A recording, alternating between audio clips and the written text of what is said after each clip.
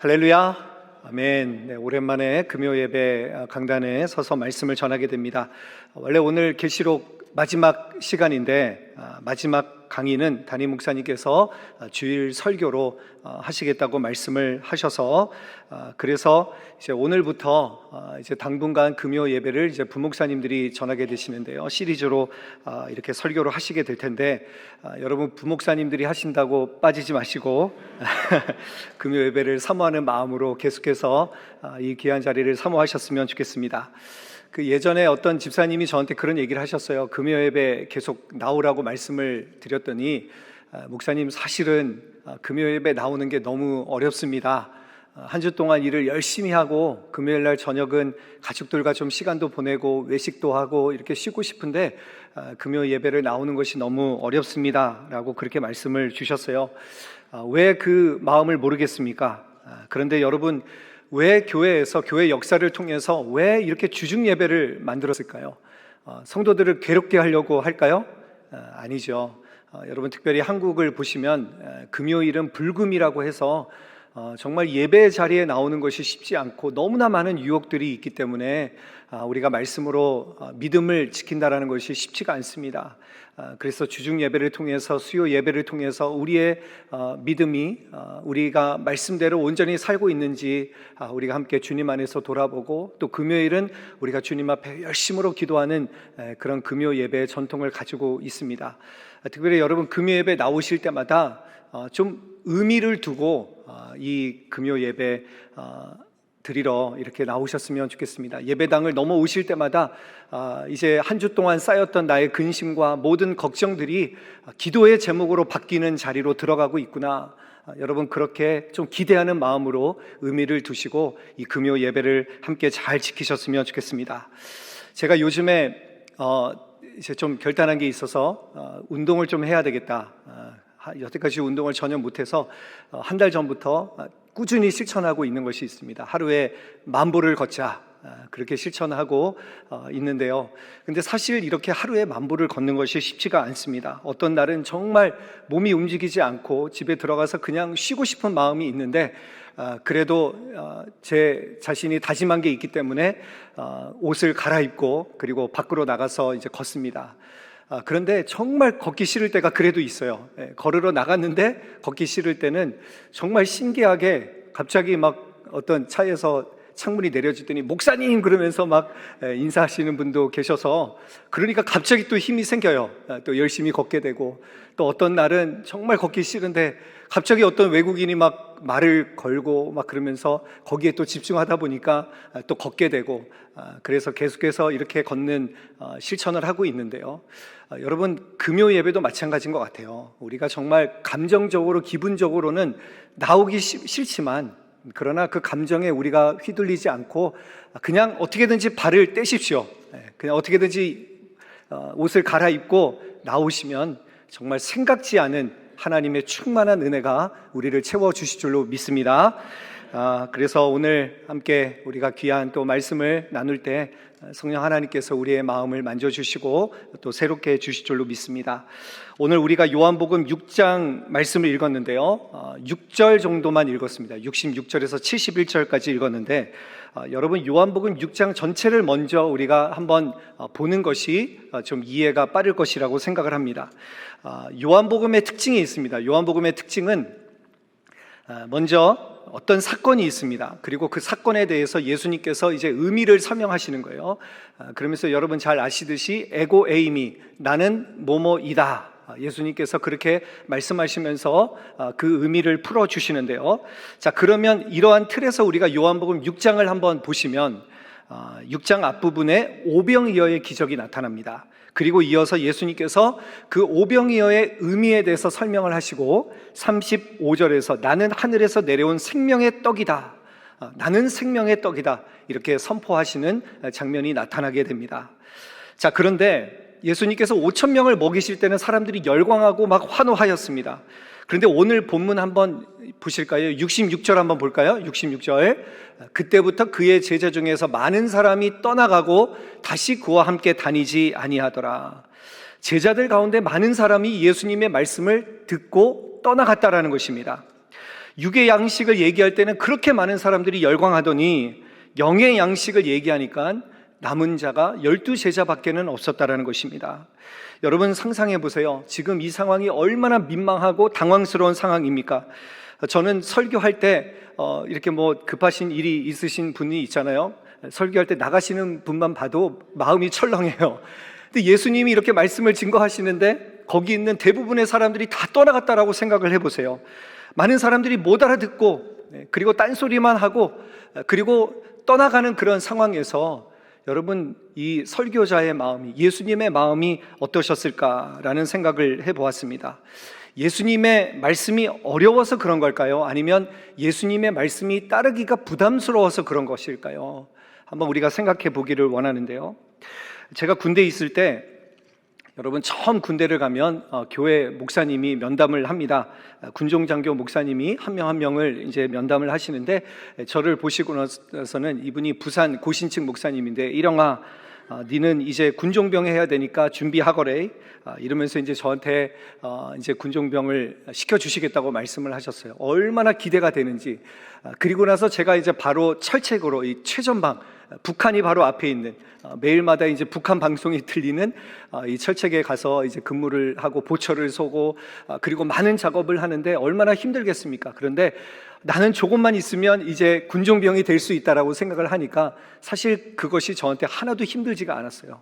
오히려 이거는 군대를 체험할 수 있는 기회다라고 생각을 하면서 군 생활을 했는데 6개월이 지나고 1년이 지나고 1년 6개월이 지났는데 목사님이 아무 말씀도 안 하시는 거예요.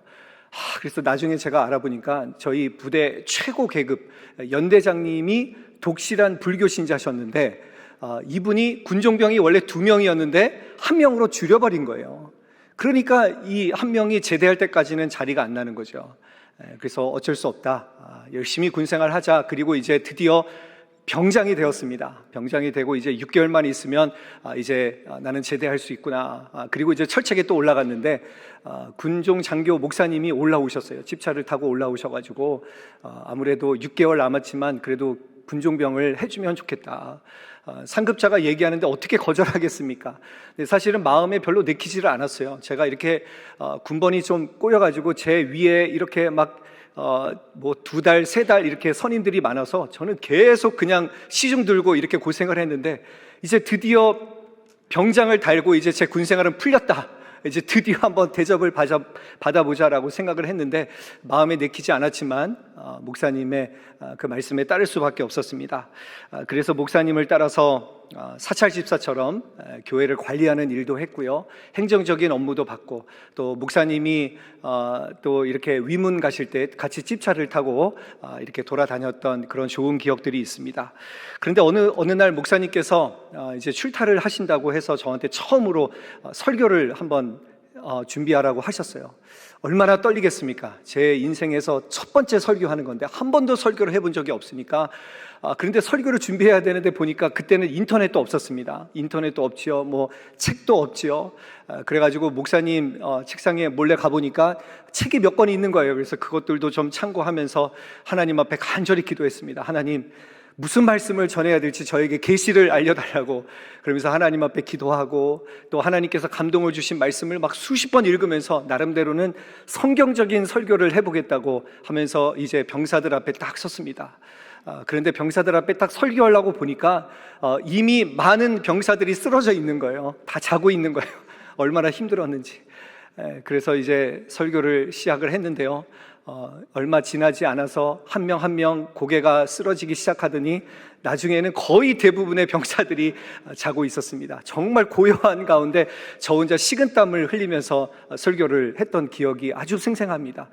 그리고 이제 나오는데 어떤 병사가 저한테 그러는 거예요. 군종병님은 아무래도 진짜 목사하시면 큰일 날 것 같다고 저한테 그런 얘기를 하셨던 게 아직까지 기억에 생생한데요. 근데 제가 생각을 해봤어요. 그때는 정말 힘든 생각이었는데 제가 정말 생각을 해봤는데 이 군인들이 정말 말씀을 들으러 나온 병사들이 얼마나 될까라는 생각이 들었습니다. 제가 군대를 가보니까 그때가 1997년이었는데 그때도 저희 내무반에 보면 크리스찬들이 별로 없었어요. 그러니까 교회 간다는 것은요, 이 선임병들이 괴롭히니까 그냥 도망가거나 아니면 군대 음식에는 설탕이 안 들어가요. 그러니까 단 거를 너무 먹고 싶은데 교회에서 이 초코파이와 요구르트를 준다는 말에 나올 수밖에 없는 거예요. 그리고 그 당시에는 뭐 PX 이런 매점에 가는 것은 뭐 별로 진짜 힘든 일이었습니다. 제가 그때 받았던 월급이 10,000원, 20,000원이었으니까요. 근데 엊그제 신문을 보니까 이제 대통령이 취임하고 나서 이제 병장 월급이 얼마인지 아세요? 병장 월급이 100만 원에 지원금까지 130만 원이랍니다. 이제 군대만 가면 한 달에 130만 원을 받는 그런 좋은 시대를 우리 어린 자녀들이 그렇게 누리게 되는데요. 자, 그런데 여러분 생각해 보세요. 이 병사들에게 정말 그냥 힘들어서 나오고 어떻게 보면 그냥 맛있는 거 먹고 싶어서 나온 이 병사들에게 제가 그렇게 어려운 설교를 했으니 당연히 그런 반응이 정말 그렇게 쓰러져 자는 것이 당연하지 않았을까라는 생각을 해 보았습니다. 지금 생각하니까 그때 참 미안한 생각이 들었습니다. 그래서 저는 그때부터 가능하면 아무리 설교를 뭐 열심히 충실히 준비해도 잘 듣지 않으면 소용이 없다라는 생각이 들어서 어떻게 하든지 성경의 그 메시지를 넘지 않는 선에서 적용한 내용들, 저의 삶의 이야기들을 나누려고 노력을 하고 있는데요. 그런데 오늘 말씀을 준비하면서 예수님의 모습을 보니까 참 많은 위로와 도전이 되는 것을 느꼈습니다. 진리 자체이신 예수님이 말씀하시는데 사람들이 이 말의 의미를 몰라가지고 계속해서 딴소리를 하고 있는 거예요. 특별히 여러분, 이 요한복음서는요, 다른 복음서와는 달리 예수님이 말씀하셨을 때 예수님이 말씀하신 것을 이해하지 못하고 거부하는 그런 사건들이 참 많이 나타나는 것을 보게 됩니다. 우리가 6장 말씀을 읽었는데요, 6장 앞부분에도 예수님께서 나는 생명의 떡이라고 하니까 사람들이 뭐라고 반응을 하느냐, 우리 42절 한번 보겠습니다. 42절 같이 한번 읽어볼까요? 이르되 이는 요셉의 아들 예수가 아니냐, 그 부모를 우리가 아는데 자기가 지금 어찌하여 하늘에서 내려왔다 하느냐. 우리가 그 부모를 아는데 어찌 하늘에서 내려왔다라고 하느냐. 사람들이 그렇게 반문을 하는 것입니다. 그리고 예수님께서 나는 생명의 떡이니 사람이 이 떡을 먹으면 영생할 것이다 라고 하니까 사람들이 뭐라고 하느냐. 52절 말씀을 한번 보겠습니다. 52절 함께 읽어볼까요? 유대인들이 서로 다투어 이르되 이 사람이 어찌 능히 자기 살을 우리에게 주어 먹게 하겠느냐. 여러분, 다투어 이르되 결국에는 예수님의 말씀을 가지고 다투기까지 했다라는 거예요. 어떻게 이렇게 말씀을 못 알아들을 수가 있는가.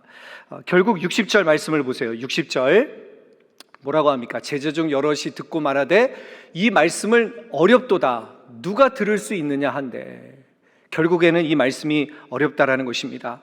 한마디로 예수님은 청중들이 제대로 알아듣지 못하는데 설교를 계속하신 거예요. 참 대단한 분 아니십니까? 정말 뚝심이 있지 않으십니까? 정말 사람들의 반응이 어떻건 상관없이 예수님은 그 말씀을, 진리의 말씀을 계속해서 전하셨다라는 것입니다. 사역에 대한 거부가 있고 초라하고 열매가 없을지라도 예수님은 계속해서 그 진리의 말씀을 선포하시는 것이 저에게는 참 큰 도전이 되고 위로가 되는 말씀이라고 생각을 합니다. 자, 여러분, 오늘 본문에서 예수님의 말씀에 대한 반응을 우리가 두 가지로 요약할 수 있을 것 같습니다. 첫 번째는 우리 66절 다시 한번 읽어볼까요? 66절 같이 읽겠습니다. 그때부터 그의 제자 중에서 많은 사람이 떠나가고 다시 그와 함께 다니지 아니하더라. 말씀에 대한 첫 번째 반응은 무엇입니까? 예수님을 떠난 것입니다. 이들은 말씀에 대한 관심이 없거나 아니면 믿음이 없거나 하나님이 선택하지 않았던 사람이 아닐까라고 우리가 추측해 볼 수 있습니다. 자, 두 번째 반응은 무엇입니까? 예수님께서 12제자에게 물어보십니다. 너희도 가려느냐? 너희도 떠나가려느냐? 예수님께서 이 제자들에게 물어보시니까 68절 말씀 같이 한번 읽어볼까요? 시몬 베드로가 대답하되 주여 영생의 말씀이 주께 있사오니 우리가 누구에게로 가오리까? 아멘. 다른 한 부류는 어떤 사람들입니까? 예수님의 말씀에 대해서 주여 영생의 말씀이 여기 있는데, 이 말씀이 여기 있는데 내가 어디로 가겠습니까? 라고 하는 제자들의 반응입니다. 이 제자들의 대답으로 우리가 비추어 보면 제자들은 말씀에 관심이 있는 사람들입니다. 믿음이 있는 사람들이라고 할 수 있는 것이죠. 자, 이렇게 구분을 하고 보니까 예수님을 떠난 사람들과 남은 사람들의 결정적인 차이가 무엇입니까? 그것은 말씀에 대한 관심의 차이라는 것입니다. 같이 예수님을 따르지만 이 말씀에 대한 관심의 차이로 한 부류는 예수님을 떠나가고 한 부류는 남아 있더라는 것이죠. 여러분, 그래서 예수님을 떠난 자들은 육신의 떡에 관심이 있었기 때문에 말씀을 이해하지 못하고 떠났지만, 그러나 말씀에 관심이 있는 제자들은 남아 있는 것을 우리가 볼 수 있습니다. 우리 교회에도 이렇게 두 부류가 있지 않을까라는 생각을 합니다. 여러분, 교회 나오는 모습을 우리가 통해서 이분이 정말 크리스찬이구나라고 생각을 하지만, 사실은 관심사가 이 말씀에 있지 않은 사람들이 너무나 많이 있습니다. 자녀 교육 때문에, 아니면 좀 외로우니까 어울리기 위해서, 또 여러 가지 다른 목적으로 교회에 나오시는 분들이 있습니다. 물론 이분들이 나중에 변화될 수 있겠지만, 그러나 목적이 말씀에 있지 않으면 어떻게 될까요? 자기의 그 목적이 이루어지지 않으면, 뭔가 좀 어그러지면 예수님을 떠날 수 있는, 얼마든지 예수님을 떠날 수 있는 부류가 우리 성도들 중에도 많이 계시다라고 생각을 합니다. 반면에 말씀에 대한 관심이 있는 분들은 어떤 세상적인 목적이나 요구가 이루어지지 않더라도, 실망스럽더라도 말씀에 대한 관심이 있기 때문에 끝까지 주님을 따르고 주님께 붙어 있는 사람들이라고 할 수 있을 것 같습니다. 자, 여러분들에게 한번 질문 드릴까요? 여러분들은 어떤 부류에 속한다고 생각을 하십니까? 우리 69절 말씀 다시 한번 읽어볼까요? 69절 같이 한번 읽겠습니다. 우리가 주는 하나님의 거룩하신 자인 줄 믿고 알았사옵나이다. 뭐라고 합니까? 우리가. 이 베드로가 대답하지만 제가라고 대답하지 않고 우리가 라고 대답을 하고 있습니다. 그러니까 이 말은 거기 있는 다른 제자들도 똑같이 우리는 주님이 거룩하신 하나님의 아들이심을 믿습니다라고 고백했다라는 것이죠. 여러분, 이 우리라는 말에 우리 여러분들의 각자의 이름이 그렇게 여기에 있었으면 좋겠습니다. 우리 다시 한번 나의 이름을 한번 넣어서 다시 한번 읽어볼까요? 69절 다시 한번 띄워주시고, 우리 나의 이름을 넣어서 한번 다시 한번 읽어보도록 하겠습니다. 나의 이름은 주님의 하나님의 거룩하신 자이신 줄 알고 알았사옵나이다. 아멘. 자, 여러분, 이렇게 우리가 말씀에 관심을 가진 자들로 여러분들이 예배 때마다, 우리 공예배 때마다 나와서 하나님의 말씀을 듣고 이 말씀을 따라갈 수 있는 놀라운 은혜가 있게 되기를 간절히 소원합니다. 우리가 또 사도행전 2장의 본문을 읽었는데요, 여러분, 사도행전 2장 이 말씀에서는 이 주님의 말씀을 잘 받는 사람들의 모습이 나타납니다. 그래서 우리가 우리가 말씀에 관심이 있다고 한다면 우리가 어떻게 하나님의 말씀을 받아야 될까? 우리가 어떻게 하나님의 말씀을 잘 받아야 될까? 우리가 이 내용을 통해서 세 가지만 함께 살펴보기를 원합니다. 먼저 여러분, 사도행전 우리 2장 14절 말씀 같이 한번 읽어볼까요? 같이 한번 읽어보겠습니다. 베드로가 11사도와 함께 서서 소리를 높여 이르되, 유대인들과 예루살렘에 사는 모든 사람들아, 이 일을 너희로 알게 할 것이니 내 말에 귀를 기울이라. 사도행전 2장에서는 이제 사도 베드로의 설교가 시작이 되는데, 이 베드로가 설교 말씀을 전하기 전에 뭐라고 합니까? 먼저 내 말에 귀를 기울이라. 이 말에 귀를 기울이라는 말은요, 내 마음과 모든 집중을 다해서 말씀을 들으라고 하는 의미입니다. 여러분, 베드로전서 2장 2절 말씀을 한번 볼까요? 베드로전서 2장 2절에 보시면, 갓난 아기들 같이 순전하고 신령한 젖을 사모하라. 이는 그로 말미암아 너희로 구원에 이르도록 자라게 하려 함이라. 여기서 사모하라는 말이요, 헬라어로 보면 에피포세오라는 말입니다. 이 말은 정말 간절히 바라고 간절히 사모한다라고 하는 그런 뜻을 담고 있습니다. 그러니까 어린 아기가 엄마의 젖을 사모하는 것처럼, 그렇게 간절히 원하는 것처럼 우리가 하나님의 말씀을 들을 때마다 그렇게 간절한 마음으로 들으려고 노력해야 된다는 것이죠. 사도행전 20장에 보면 바울이 드로아에서 설교를 합니다. 여러분, 사도 바울은 엄청난 설교의 대가였습니다. 이 바울이 설교를 할 때 거기 있는 많은 사람들이 무릎을 꿇고 변화되는 역사가 있었죠. 설교의 대가라고 할 수가 있습니다. 그런데 그 설교를 듣다가 유두고라는 청년이 뒤에 걸터 앉아서 깊이 졸다가 떨어져 죽는 사건이 발생을 하죠. 그런데 이제 물론 이 청년을 살려주게 되지만 이 본문을 두고 많은 주석학자들이 해석을 합니다. 왜 떨어져 죽었을까? 멀리 떨어져 앉은 것을 보아서 아마 뭔가 찔리는 부분이 있지 않았을까? 그리고 교만하지 않았을까? 삐딱하게 앉아있지 않았을까? 그런데 결론적으로 이 청년은 잡념이 많았었기 때문에 그렇게 설교를 듣다가 떨어졌다라고 그렇게 많은 학자들이 이야기를 합니다. 여러분, 설교 시간에 조는 것이 누구의 책임이겠습니까? 어떤 목사님이 설교를 하는데 청년이 계속해서 졸고 있는 거예요. 근데 이 목사님도 대단하죠. 그 옆에 있는 권사님한테 말을 하는 거예요. 권사님, 그 옆에 있는 청년 좀 깨우세요. 그랬더니 이 권사님이 그 얘기를 듣더니 발끈하신 거예요. 아니, 목사님이 졸게 해놓고서는 왜 나한테 깨우라고 하십니까? 이 권사님이 화가 나서 이렇게 얘기하셨다고 하는데요. 여러분, 설교를 물론 목회자의 책임이 있습니다. 졸지 않게 하는 것도 목회자의 책임이지만 그러나 성도의 책임도 있다라는 거예요. 우리가 귀를 기울이라. 우리가 말씀을 들을 때마다 정말 간절한 마음으로, 사모하는 마음으로, 이 말씀을 우리가 사모하는 마음으로 듣는 것이 얼마나 중요한 것인가를 여러분 기억하셨으면 좋겠습니다. 그래서 우리가 예배를 사모하는 마음으로 가능하면 우리가 토요일에 일찍 자야 됩니다. 우리가 정말 말씀을 사모하는 마음으로 그 주일을 준비할 수 있어야 된다라고 생각을 합니다. 귀를 기울이라. 이것이 바로 우리가 말씀을 잘 듣는, 말씀을 잘 받을 수 있는 첫 번째 방법이라고 생각을 합니다. 두 번째, 베드로의 설교를 듣고 사람들이 뭐라고 하는가? 우리 37절 말씀을 함께 볼까요? 37절 같이 한번 읽어보겠습니다. 시작. 그들이 이 말을 듣고 마음에 찔려 베드로와 다른 사도들에게 물어 이르되 형제들아 우리가 어찌할꼬 하거늘. 형제들아 우리가 어찌할꼬. 이 베드로와 사도들에게 이 말씀을 듣는 사람들이 물어보았다라는 거예요. 그러니까 이 말씀을 들으면서 이 사람들과 이 사도들 간에 신뢰가 생겼다라는 것입니다. 이 독일 신학자 헬무트 틸리케라는 분이 이런 말을 했습니다. 설교에서 은혜를 받으려면 설교자와 회중이 서로 신뢰해야 된다. 이 신뢰가 설교하는데 정말 가장 중요한 것이라고 그렇게 이 신학자는 말을 하였습니다. 여러분, 역사상 가장 부유한 미국 사람이 누구일까요? 여러분도 잘 아시는 대로 이 록펠러라고 하는 분입니다. 이분에 대한 논란이 많이 있습니다. 그래서 이분처럼 하면 우리가 정말 부자가 될 것이다, 이런 설교를 많이 하셨는데 저는 그런 거에는 물론 이제 일리도 있겠지만 이 록펠러의 어머니가 남긴 유언이 참 너무나 감명 깊어서 여러분들에게 잠깐 소개하려고 합니다. 몇 가지만 소개하면 이 어머니가 록펠러에게 그런 유언을 남겼습니다. 교회 가면 맨 앞자리에 앉아라. 주일 예배는 반드시 본교회에서 드리라.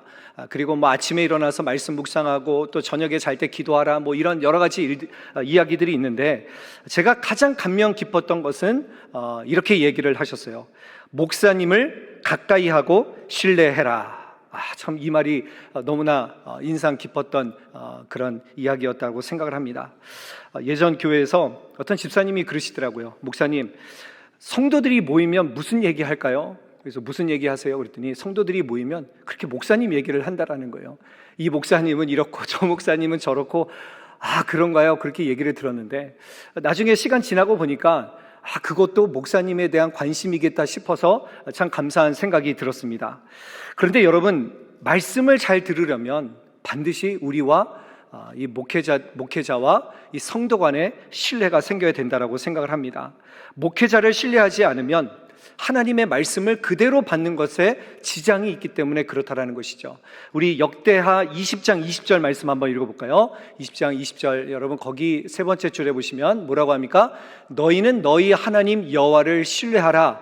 그리하면 견고히 서리라. 그의 선지자들을 신뢰하라. 그리하면 형통하리라 하고. 이 선지자들을 신뢰하라고 하는 이유가 뭘까요? 하나님의 말씀을 대언하는 이 선지자들을 존중하라는 말이 무엇일까요? 지금으로 하면 하나님의 말씀을 전파하는 이 목사님들을 어떻게 보면 신뢰하라는 말이죠. 이 말은 하나님의 말씀을 전하는 이 목사님과의 이 좋은 관계에서 하나님을 그렇게 따를 때 우리에게 하나님의 놀라운 은혜가 있다라는 그런 말씀입니다. 그래서 여러분, 목사님을 그냥 어렵게 생각하지 마세요. 제가 이번에 새로 공동체를 맡아서 가봤더니 4년, 제가 여기 이제 4년이 넘었는데, 저를 처음 본다라는 거예요. 저를 항상 그냥 뭐 멀리서 보다가 아니면 영상으로 보다가 처음 봤다라고 이야기를 하시는데, 여러분, 목사님을 어려워하지 마시고, 어려운 일이 있을 때 당연히 기도 부탁을 해야 되죠. 어려운 일이 있을 때만 기도 부탁하지 마시고, 뭐 좋은 거 할 때, 여러분, 생각날 때 목사님들에게 이렇게 전화도 하시고, 이렇게 안부를 물어주시면 좋을 것 같습니다. 지난번에 어떤 집사님을 만났는데 그분이 그러더라고요. 그분이 하시는 병원에 놀러 오라고. 참 그 말이 너무나 정말 너무나 기분 좋았어요. 언제든지 놀러 오시라고 오셔서 기도도 해주시고 치료도 받으시고. 그래서 여러분, 목사님과의 그런 관계가 정말 그 존중하는, 함께 우리가 상호 정말 좋은 관계를 통해서 하나님의 말씀이 더 은혜롭게 우리 가운데 풍성히 넘쳐나게 되시기를 간절히 소원합니다. 자, 세 번째, 37절 우리 다시 한번 읽어볼까요? 37절 같이 한번 읽어보겠습니다. 시작. 그들이 이 말을 듣고 마음에 찔려 베드로와 다른 사도들에게 물어 이르되 형제들아 우리가 어찌할꼬 하거늘. 여러분, 그 처음에 보시면 뭐라고 합니까? 그들이 이 말을 듣고 마음에 찔렸다라는 것입니다. 마음에 찔렸다라는 거예요. 그 말을 잘 받았는데 왜 마음에 찔림이 있었을까요? 이 말씀이 하나님의 말씀이기 때문에 그렇습니다. 여러분, 우리가 이 하나님의 말씀을 하나님의 말씀으로 받으면 반드시 우리 안에 찔림이 있고 우리 안에 움직이는 것이 있다는 것을 여러분 기억하시기를 바랍니다. 우리 데살로니가전서 2장 13절 말씀 한번 읽어볼까요? 같이 한번 우리가 읽어보겠습니다. 이러므로 우리가 하나님께 끊임없이 감사함은 너희가 우리에게 들은 바 하나님의 말씀을 받을 때에 사람의 말로 받지 아니하고 하나님의 말씀으로 받음이 진실로 그러하도다. 이 말씀이 또한 너희 믿는 자 가운데서 역사하느니라. 아멘. 여러분, 이 말씀을 우리가 하나님의 말씀으로 받을 때 이 말씀이 우리 안에 역사한다라는 것입니다. 지금 부족한 제가 하나님의 말씀을 전하고 있지만, 그러나 지금 하나님이 우리 가운데 말씀하고 계신다라는 것이죠. 우리가 이렇게 하나님의 말씀을 받을 때 이 말씀의 능력이 우리 가운데 역사하신다라는 것입니다. 우리 히브리서 4장 12절 말씀 다시 한번 읽어볼까요? 히브리서 4장 11절 시작. 하나님의 말씀은 살아있고 활력이 있어 좌우에 낯선 어떤 검보다도 예리하여 혼과 영과 및 관절과 골수를 찔러 쪼개기까지 하며 또 마음의 생각과 뜻을 판단하나니. 아멘. 여러분, 이대로 믿으십니까? 네, 하나님의 말씀이 이렇게 놀라운 말씀이라는 것을 우리가 받아들일 때 우리 안에 하나님의 말씀이 역사하실 수 있다는 것입니다. 여러분, 자유주의 신학자들이 제일 먼저 한 게 뭔지 아세요? 이 성경의 권위를 떨어뜨렸습니다. 성경은 편집된 거다. 그래서 여러분, 신학교에서도 막 성경이 여기가 무슨 자료이고 이게 뭐 피자료고 이게 무슨 신명기적 자료고 막 이런 걸 공부하는데요, 성경의 권위를 떨어뜨리니까 유럽의 교회가 다 문을 닫았습니다. 지금 미국도 보세요. 여러분, 신학생들이 더 이상 들어오지 않습니다. 한국의 신학생들을 그래도 이제 들어오니까 어느 정도 유지가 가능한데, 제가 얼마 전에 한국에 있는 목사님하고 이야기를 나눠봤는데 지금 한국에도 서울에 있는 뭐 그런 교단 신학교 말고는 대부분이 지금 다 문을 닫고 있는 그런 안타까운 현실이라는 이야기를 해주셨습니다. 세상은 아주 교묘하게 절대 기준이 없다라고 이야기를 합니다. 진리가 없다라고 이야기를 합니다. 뭐로 가도 그냥 어떤 종교를 가져도 결국에는 똑같은 결론에 그렇게 다다른다라고 이야기를 합니다. 여러분, 속지 마십시오. 우리를 구원하는 유일한 능력은 바로 하나님의 말씀의 능력임을 믿으실 수 있기를 간절히 소원합니다. 우리가 이 말씀을 정말 하나님의 말씀으로 간절히 받을 때 우리 안에 하나님의 놀라운 능력이 나타나게 될 줄로 믿습니다. 말씀을 정리합니다. 여러분, 나는 어떤 부류에 속하는 사람입니까? 나의 목적이 어디 있습니까? 우리가 이따가 기도하면서 함께 주님 앞에 회개하면서 정말 우리가 하나님의 말씀에 관심 있는 자들로, 영생의 말씀이 여기 있사오니 내가 누구에게로 가오리이까? 이것이 우리의 고백이 되기를 간절히 소원합니다. 그리고 이 말씀을 잘 받아야 됩니다. 여러분, 말씀을 들을 때마다 정말 귀를 기울여서 온 마음과 정성을 다해서 하나님이 말씀하시는 이 말씀을 하나님의 말씀으로 잘 받을 때 우리 안에서 놀랍게 역사하시는 하나님의 그 풍성한 생명의 능력을 경험하시는 저와 여러분들의 삶이 되시기를 주님의 이름으로 간절히 축원합니다.